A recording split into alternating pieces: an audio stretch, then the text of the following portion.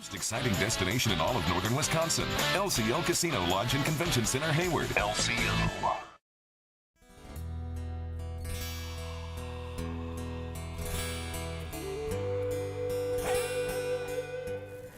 Hello, I'm Kimberly, and welcome to the weekend edition of the NABE News Update.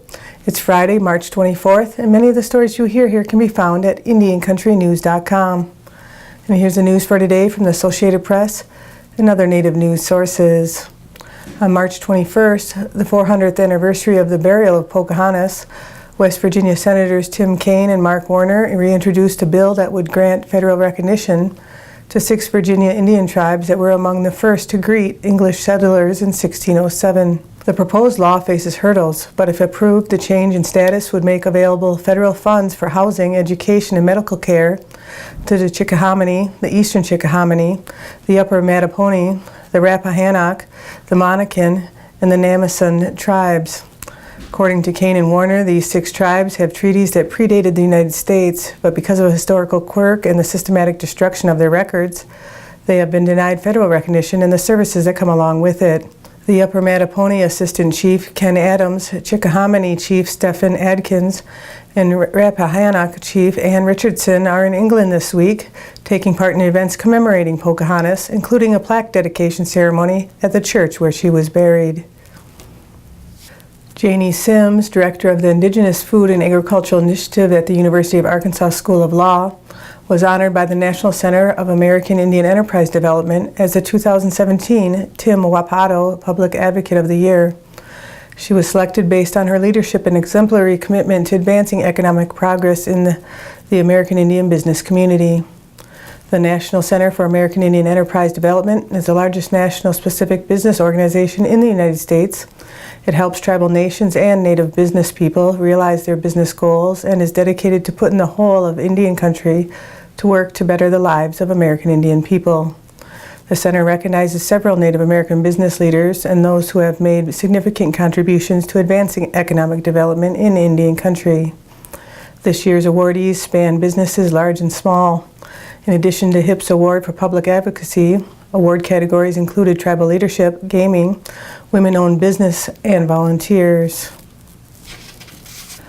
5 expertly woven baskets passed down through generations of local families have joined the Coquille Indian tribe's collection of cultural treasures. At least 3 of the preserved baskets are believed to be more than a century old. 2 of the baskets came from a family of Daryl Rasmussen, who passed away in February.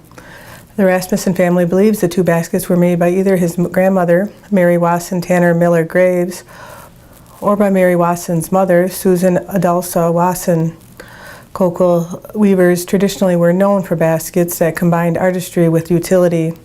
Susan Adulsa, who passed away in 1917, was one of the best-known Coquille practitioners of the craft. After the Coquilles were uprooted and dispersed in the 19th century, many traditional basket weavers died without passing down their skills. Today, basketry classes are part of the tribe's present-day cultural restoration efforts. Native American youth have the opportunity to gain real-world work experience while earning up to $2,000 by participating in the Chickasaw Nation Tucksali Smart Summer Youth Employment Program. Started more than 25 years ago, the Summer Youth Program was recently updated to include a full range of career development and life skill training. In addition to work experience, participants in the program learn about higher education resources and job placement assistance.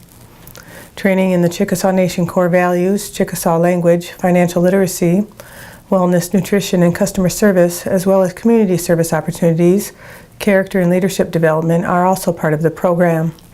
More than 600 Native American youth participated in the program last year and were placed in jobs that aligned with their interests. Applications for the program will be accepted until March 31st. For more information, you can check out chickasaw.net/Tucksali Smart. The Bronx Zoo has welcomed a herd of 8 bison to their new home in New York City. The Fort Peck Assiniboine Sioux tribes of Montana gifted the herd to the zoo last year. Members of the tribe recently visited the zoo to bless the creatures, 7 females and 1 male, in November. The gift marks the first time a Native American tribe has transferred a bison herd to a zoo.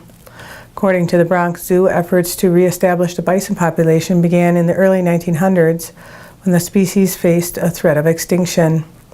The Bronx Zoo has played a role in conservation efforts, sending 2 herds of bison bred in the Bronx out west in 1907 and 1913 to help the species grow in its natural habitat.